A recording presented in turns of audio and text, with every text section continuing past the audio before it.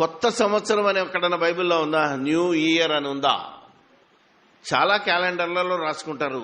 ఏంటిదంటే ఎక్కడుంటుంది? హబక్కుక అక్కడ రాసుకుంటారు. కానీ అది రాసుకొని కూడా న్యూ ఇయర్ చేసినాడు, మళ్ళీ హ్యాపీ న్యూ ఇయర్ అంటాడు, కొత్త సంవత్సరం అంటాడు, కొత్త నిర్ణయాలు తీసుకోమంటాడు.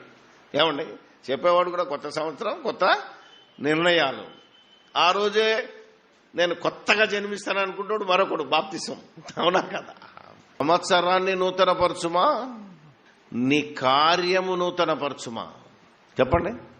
కాలాన్ని నూతనపరిచే పద్ధతే లేదు ఎక్కడ. ఎందుకంటే కాలం ఎప్పుడు నూతనంగా ఉన్నది, అది ఎప్పుడు దాని స్థితిలో అది ఉన్నది. ఎందుకంటే నిన్న నేడు నిరంతరం.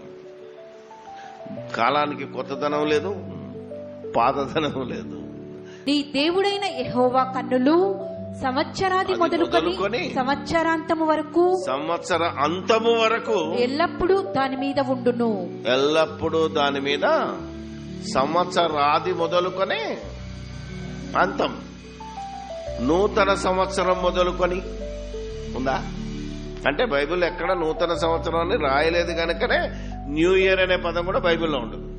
అంటే బైబిల్లో లేనివి ఇప్పుడు మనం చేస్తున్నాం అని వాళ్ళ విమర్శన రైటే. మరి ఎవడైతే విమర్శిస్తున్నాడో వాళ్ళది రైటే అనుకోవాలి. మరి అంతే కదా, ఎక్కడ కనపడతలేదు. మనం సూర్యుడు ఉదయించును, సూర్యుడు అస్తమించును, తాను ఉదయించు స్థలము మరలా చేరుటకు త్వరపడును. అవునా కదా? ఏం జరుగుతుంది? తెల్లారుతుంది, పొద్దుగుతుంది, అంతే తప్ప తేడా ఏముంది? కొత్తదనం ఏమనుందా? సూర్యుడు ఉదయించును, సూర్యుడు అస్తమించును, అలా దినం మారుతుంది తప్ప నువ్వు దినాన్ని లెక్క. దీన్ని గుర్తుపెట్టుకోవడానికి నువ్వేం చేశావంటే ఇవాళ ఆదివారం, దాని తర్వాత రేపు సోమవారం, మంగళవారం, బుధవారం, బేస్తవారం, శుక్రవారం, శనివారం, మళ్ళా ఆదివారం, సోమవారం. ఇది రొటీన్. ఇది అలాగే నెలలు. ఆ యూదులైతే నీసాను నెల, ఆ నెల, ఈ నెల. వాళ్ళదు హిబ్రూ భాషలో అయితే మన క్యాలెండర్లో జనవరి, ఫిబ్రవరి, March, April, May, June, July, August, September, October, November, December, 12 నెలలు. ఇలా దినము దినము మారుతుందే తప్ప నువ్వు ఏ దినము ఏ తేదీన ఏ ప్రోగ్రాం పెట్టుకోవాలని ఒక క్యాలెండర్ తయారు చేసుకున్నావు.